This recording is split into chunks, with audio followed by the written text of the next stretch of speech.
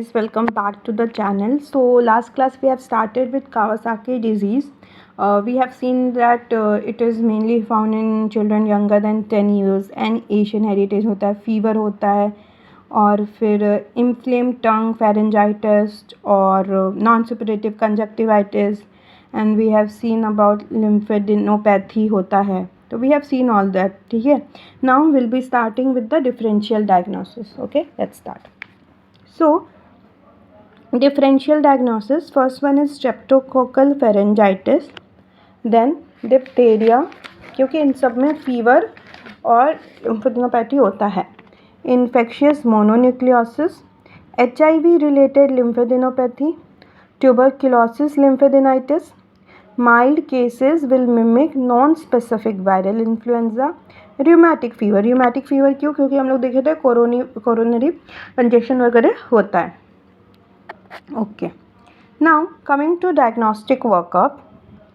Diagnosis is made by clinical correlation of signs and symptoms and only after rheumatic fever and streptococcal pharyngitis have been ruled out. ये दोनों ruled out करने के बाद throat culture specially group the hemolytic streptococci.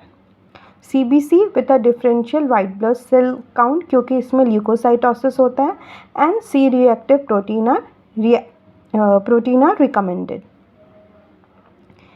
C reactive protein बढ़ा हुआ होता है.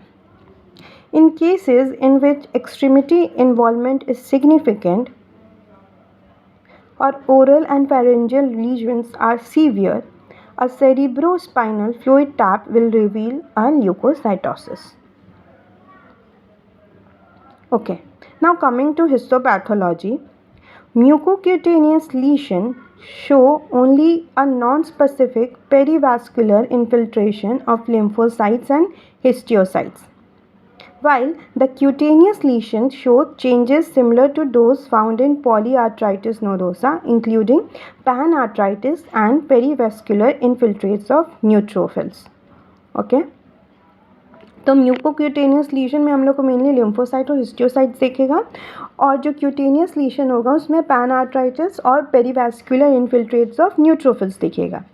Now coming to the lymph nodes में show localized necrosis, small thrombi and inflammation of small vessels with a proliferation of immunoblast like cells around post capillary वैन्यूल्स.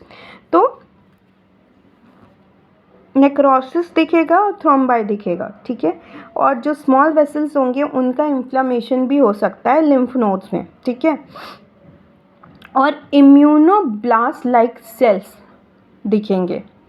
Now coming to the treatment plan, antibiotic with staphylococcal coverage have sometime been used. Though इसका हम लोग को ये है कि हाँ streptococcal की वजह से होता है वो, लेकिन ये अभी तक स्टैब्लिश नहीं है. लेकिन कभी कभी ये एंटीबायोटिक कवरेज यूज़ करते हैं, मे बी सेकेंडरी इन्फेक्शन हो या फिर जो भी हो, but it has been used due to risk posed by coronary artery aneurysm.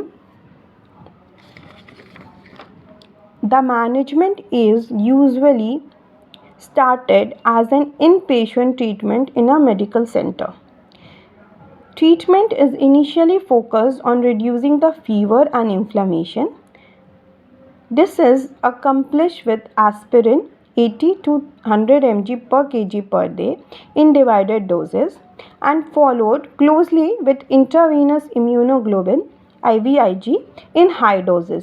तो सबसे पहले हम लोग का ये होता है कि जो कोरोनरी आर्टरी एन्यूरिज्म है उस पर फोकस करें एज इनपेशेंट ट्रीटमेंट, और उसके बाद जो फीवर और इन्फ्लामेशन है उसको रिड्यूस करें सबसे पहले. In rare cases in which coronary artery aneurysm obtain size of 6.5 mm or larger, anticoagulation with Coumadin is recommended. तो अब जिन केसेस में कोरोनरी आर्टरी एन्यूरिज्म का साइज 6.5 mm या उससे ज़्यादा हो जाता है तो will shift the treatment to anticoagulants and Coumadin. Okay. Now coming to the prognosis part, prompt recognization and treatment lead to recovery without sequel. जितना जल्दी रिकॉग्नाइजेशन हो जाएगा उतना जल्दी ट्रीटमेंट सक्सेसफुल होगा. Uncommon refractory cases or those left untreated can lead to severe cardiac disabilities and even death. Okay, that's all about the syndrome. We'll be starting new topic in the next class. Till then, like, share, subscribe and comment. Bye.